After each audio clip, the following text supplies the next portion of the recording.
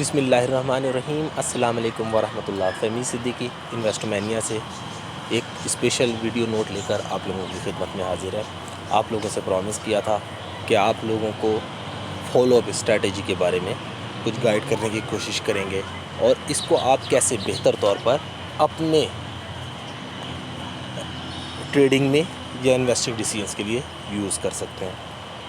Although कि हमने इसके बारे में मल्टीपल टाइम्स वॉइस लेक्चर की सूरत में, ऑडियो नोट्स की सूरत में, मैसेजेस की सूरत में, ओपनिंग नोट की सूरत में मल्टीपल टाइम्स बेशबहा टाइम आप लोगों को गाइड करने की कोशिश की है। सोचा कि आप लोगों को इस दफ़ा थोड़ा सा डिफरेंट वे में बताने की कोशिश करते हैं कि शायद आपके दिल में हमारी बात उतर जाए।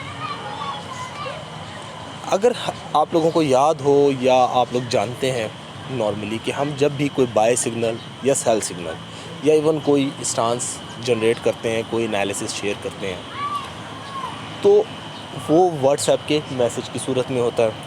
लाइक एवीएन की एग्ज़ाम्पल है आप लोगों के बिल्कुल सामने स्क्रीन पर, जिसमें हमने ये इंडिकेट किया था 20 मई को लाइव सेशन के दौरान कि एवीएन ट्रेडिंग कर रहा है 34 रुपये 16 पैसे पर और हमें इसे 34 रुपये 16 पैसे से लेकर 32 रुपये 60 पैसे के दरमियान कहीं बाय करना चाहिए।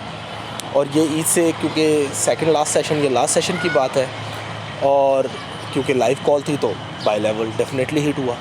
और जब ये ओपन उससे अगले दिन हुआ तो इसने लो शायद 33 का बनाया था, जो कि सजेस्टेड बाय लेवल के बिल्कुल मिड में कहीं आ रहा था। और वहाँ से इसने एक अच्छा बाउंस लिया और हमने इसके 3 के करीब शॉर्ट टर्म्स अपसाइड मैनेज किए और लास्ट में फिर हमने ये इंडिकेट किया कि हमें इसमें प्रॉफिट टेकिंग कर लेनी चाहिए। जब हम भी कोई आप लोगों को मैसेज भेजते हैं तो क्योंकि वो व्हाट्सएप की सूरत में होता है तो वो इसी तरह होता है जैसे ये आपके सामने स्क्रीन पर है, जैसे ये एवीएन की कॉल है। एवीएन की कॉल ने क्योंकि उस दिन टारगेट अचीव नहीं किया और ना ही स्टॉप लॉस हिट किया, तो वो हमारी फॉलो अप रिपोर्ट का हिस्सा बन जाता है। फॉलो अप की रिपोर्ट में हमने उसको ऐड कर दिया अगले दिन के लिए। स्टांस देखते हैं कि हमने एवीएन लिखा, क्लोजिंग रेट लिखा कि भाई 33 रुपये 99 पैसे पे क्लोज़ हुआ है। स्टांस स्टिल हम ये एक्सपेक्ट कर रहे हैं कि इसके बाय ऑन डिप्स होना चाहिए। बाय के लिए जो हम रेंज एक्सपेक्ट कर रहे हैं वो 34 रुपये से लेकर 32 रुपये 60 पैसे के ही दरमियान कहीं है। 33 रुपये का उसने लो बनाया था और हम जो टारगेट एक्सपेक्ट कर रहे थे वो 35 रुपये 60 पैसे से लेकर 37 रुपये 70 पैसे के कहीं दरमियान था। अगर रिव्यू के दौरान हमें कोई चेंज नज़र आए तो हम वो चेंज फॉलो अप की स्ट्रैटेजी में डिपिक्ट कर देते हैं। उसका हरगिज़ मतलब ये नहीं है कि जो हमने आपको व्हाट्सएप पे इंडिविजुअल मैसेज दिया था वो निगेट हो गया। वो तब तक निगेट नहीं होगा जब तक वो अपना टारगेट हिट नहीं कर लेता या अपना स्टॉप लॉस हिट नहीं कर लेता। स्टॉप लॉस हिट होने की सूरत में हमें रिव्यू करने की ज़रूरत पेश आ सकती है कि इधर हमें स्टॉप लॉस लेना चाहिए या नहीं लेना चाहिए। और अगर स्टॉप लॉस ले लिया, जो कि मैं हमेशा ये सजेस्ट करता हूँ कि बेनिफिशियल होता है, आप उससे नीचे कुछ ना कुछ नीचे मस्ट बाय करने के काबिल होते हैं, तो रिव्यू करने की ज़रूरत होगी स्टॉप लॉस की सूरत में या इधर प्रॉफिट टेकिंग की सूरत में। अब हम जो आप लोगों को रिव्यू देते हैं स्टॉप लॉस होने की सूरत में, उसमें जो रिव्यू होता है हमारा वो नॉर्मली ऐसे होता है कि स्टॉप लॉस हिट, हमें स्टॉप लॉस लेना चाहिए और इससे नीचे का ये बाय लेवल बनता है जहाँ पे हमें दोबारा बाइंग करनी चाहिए ताकि आप सेफ़ रह सकें, आपका कैपिटल भी सेफ़ हो। और अगर टारगेट हिट होता है तो फिर हमारा रिव्यू थोड़ा सा डिफरेंट होता है। उस रिव्यू में हम आपको बताते हैं कि अब ये ट्रेड कर रहा है 36 रुपये पे, हमारा इसने पहला टारगेट अचीव कर लिया है या हमारे टारगेट रेंज के कहीं दरमियान में है। इसकी स्ट्रैटेजी क्या होनी चाहिए? इसकी स्ट्रैटेजी 2-3 सूरतों में आ सकती है। या तो हम उसे होल्ड करने का एडवाइस कर सकते हैं। होल्ड करेंगे तो हम ये देख रहे होते हैं कि शायद ये इससे ऊपर जाने की सलाहियत रखता है और हम नॉर्मली उसका स्टॉप लॉस रिवाइज़ करते हैं। और रिवाइज स्टॉप लॉस अगर पहले लेट्स सपोज वो 32 रुपये पे था, एवीएन की ही एग्जांपल लेते हैं, तो अब वो शायद हमारे बाय रेंज के कहीं करीब होगा, ताकि अगर मार्केट में कोई वॉलेटिलिटी आ भी जाती है, हमारा स्टांस रिवर्ट भी हो जाता है, तो आपको नुकसान ना हो। अल्हम्दुलिल्लाह क्योंकि एक्यूरेसी हमारी मोर देन 80% है, तो बहुत कम स्टॉप लॉसेस हिट होते हैं। बट ऐसा नहीं है कि स्टॉप लॉसेस हिट ना हो, ये इस मार्केट में सबके साथ होता है। और क्योंकि फ्यूचर के बारे में कोई नहीं जानता, तो आप अपने एनालिसिस फ्यूचर को के लिए देते हैं, बट आप डिपेक्ट या प्रिडिक्ट पास्ट को देखते हुए करते हैं।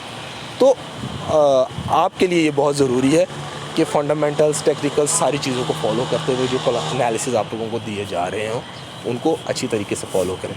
अब जो हमने बाय कॉल दी, उसने टारगेट हिट किया, फॉलो अप का हिस्सा बना, उसके बाद उसका रिव्यू आया, रिव्यू में हमने स्टांस दिया, नेक्स्ट टारगेट दिया और नेक्स्ट स्टॉप लॉस लिया।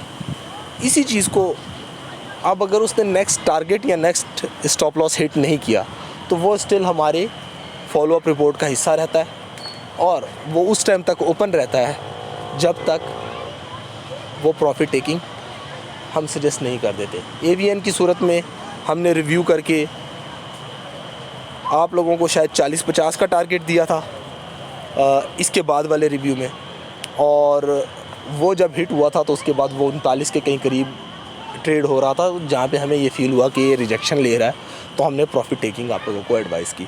इसी तरह हम मल्टीपल स्टॉक्स के साथ करते हैं, और जब तक वो स्टॉप लॉस क्लोज़ नहीं हो जाता, वो या स्टॉप लॉस हिट होने की सूरत में या टेक प्रॉफिट हिट होने की सूरत में, हम उसे आप लोगों को क्लोज़ का एडवाइस नहीं करते।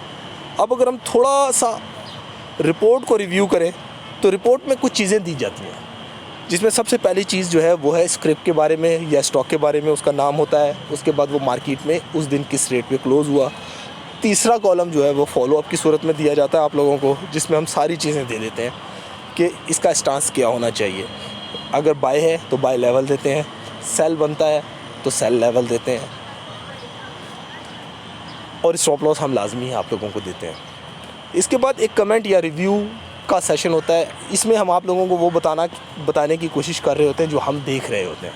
लाइक ATRL में देखें, हमने क्योंकि बहुत पहले से बाय किया था और हमने इसकी पार्शियल प्रॉफिट टेकिंग करने के बाद इसको पार्शियल होल्ड किया हुआ था, तो उस पार्शियल होल्डिंग ने ना स्टॉप लॉस हिट किया ना ही टारगेट हिट किया, तो वो हमारे पॉइंट ऑफ व्यू से एक ओपन ट्रेड है, और जब तक वो क्लोज़ नहीं होगी हमारे अपने एनालिसिस के अकॉर्डिंगली, तब तक ये हमारे पास ओपन होगी, उसका रिव्यू आप लोगों को मिलता रहेगा। इसमें हम कमेंट में रिव्यू में जो चीज़ देख रहे हैं वो बता रहे हैं।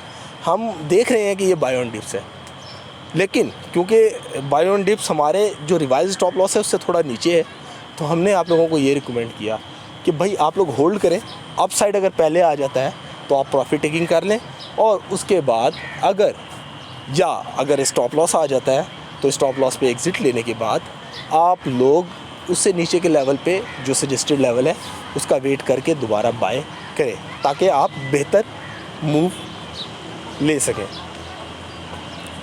इसके बाद स्टेटस है ओपन, ऑलरेडी डिस्कस कर लिया कि जब पोजीशन ओपन होगी यहाँ पे ये ओपन नज़र आएगा, जब क्लोज़ हो जाएगी तो हम आपको इंडिकेट कर देते हैं कि क्लोज़ हो गया, टारगेट हो गया, टेक प्रॉफिट कर लें। सिग्नल टाइप में या तो लॉन्ग होता है या शॉर्ट होता है। लॉन्ग का मतलब ये होता है कि हम एक्सपेक्ट कर रहे हैं कि ये जो स्क्रिप्ट है या जो स्टॉक है वो बाय है, और उससे ऊपर हम कहीं प्रॉफिट बुक करने की सलाहियत रख सकते हैं, या हम एक्सपेक्ट कर रहे हैं कि वो ऊपर जाएगा। जब शॉर्ट की बात करते हैं या ब्लैंक सेल या हेज की बात करते हैं, तो हम ये एक्सपेक्ट कर रहे होते हैं कि अब मार्केट में अपसाइड कंप्लीट होता नज़र आ रहा है और हो सकता है कि ये डाउन साइड को एक्सपोज करे, तो हम शॉर्ट दे देते हैं। उसके बाद एंट्री डेट लिखते हैं जिस दिन पे हमारा बाय टारगेट हिट हुआ होता है। उसके बाद एंट्री रेट, जिस रेट के ऊपर हमने एंट्री ली है। उसके बाद वाला कॉलम जो है वो P&L का है। ट्रेड अगर क्लोज़ नहीं होती तब तक ये डेली बेसिस पे आपको अपने स्टॉक की परफॉर्मेंस हमारे बाय लेवल के हिसाब से बता रहा होता है या सेल लेवल के हिसाब से बता रहा होता है। लाइक ATRL की अगर बात करें तो ATRL हमने जब बाय किया था उसकी क्लोजिंग के बाद से लेकर अब तक उसने 6.1%, 6.61% के गेन पे है एज़ पर क्लोजिंग। तो मतलब हमारा एंट्री 85 रुपये 50 पैसे की थी और इस वक्त वो मार्केट में जिस रेट पे भी क्लोज़ हुआ है, वो क्लोजिंग ये बता रही है कि हम ने 6.6% हमारा प्रॉफिट बना हुआ है ऑलरेडी। जब क्लोज़ हो जाता है तो हम फिर वो एक्चुअल प्रॉफिट एंड लॉस आप लोगों को दे देते हैं। अब यहाँ पे एक और कन्फ्यूजन है जो बहुत सारे लोगों को मैं गाइड करना चाहूँगा, बताना चाहूँगा। जब तक कोई स्टॉक, कोई स्क्रैप, कोई भी इंस्ट्रूमेंट है, बाय ऑन डिप्स है, हम उसे सेल ऑन स्ट्रेंथ नहीं सजेस्ट कर सकते। लाइक पिछले दिनों में एनएमएल के साथ एक स्ट्रैटेजी बना मूव। एनएमएल की हमने पहली कॉल 78 पे दी थी। हम 78 से अबव ब्रेकआउट कंसिडर कर रहे थे।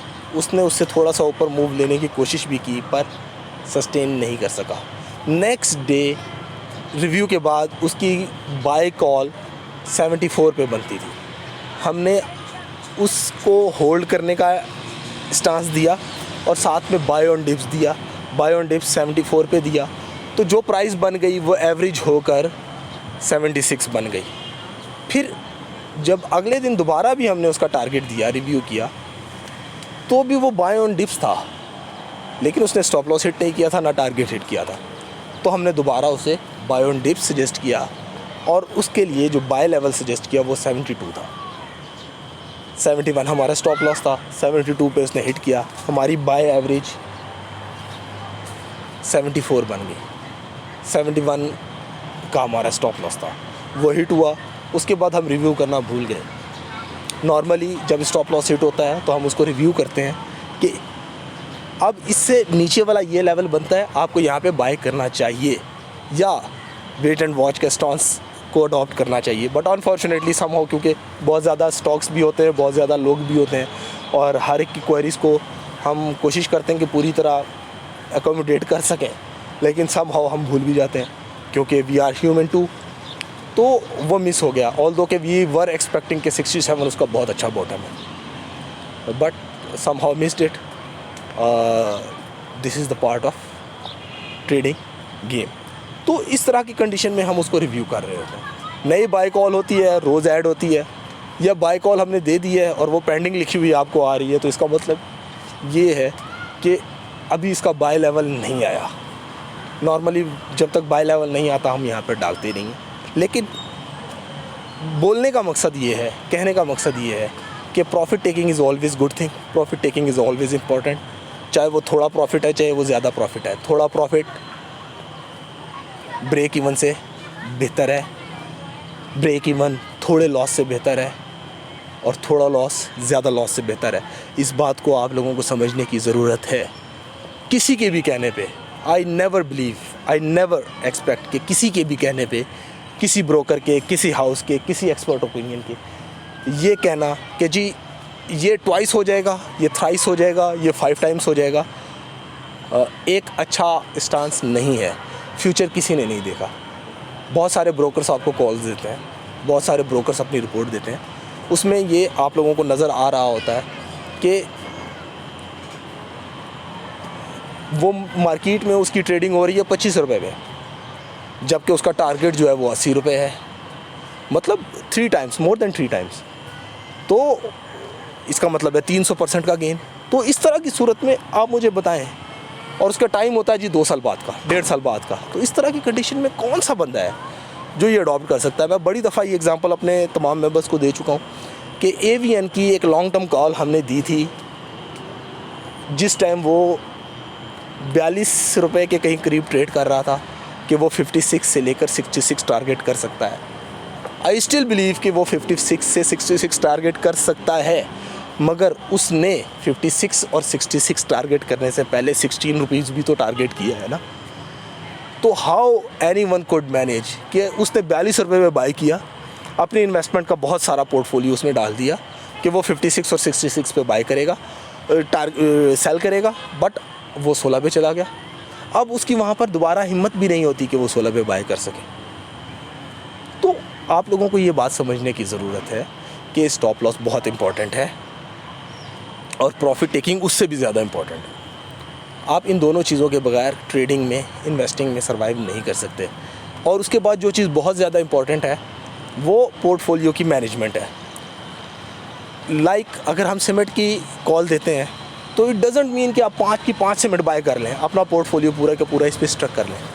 आपको एक आधा सीमेंट, एक आधा स्टील, एक आधा टेक्नोलॉजी, एक आधा फर्टिलाइज़र, एक आधा फार्मा, मतलब अपनी पोर्टफोलियो को डाइवर्सिफाई करें, मल्टीपल सेक्टर्स में डिस्ट्रीब्यूट करें। जब आपकी क्वांटिटीज़ थोड़ी होंगी तो आप जब भी सेल टारगेट को हिट करने की कोशिश करेंगे तो आपकी क्वांटिटी उसी टाइम सेल होगी, क्योंकि लाजमी नहीं है कि जिस रेट पे आप बेचना चाह रहे हैं उस रेट के ऊपर कोई और उतनी ही क्वांटिटी जितनी आपके पास है वो ख़रीदना भी चाह रहा हो। तो बहुत इम्पॉर्टेंट है प्रॉफिट टेकिंग, थोड़े थोड़े स्टेप्स पे प्रॉफिट टेकिंग करनी चाहिए। हम नॉर्मली रिकमेंड करते हैं कि हमारे बाय लेवल के ऊपर पहला बाय लेवल है तो आप 50% एटलीस्ट या 30% एटलीस्ट तो करें ही करें।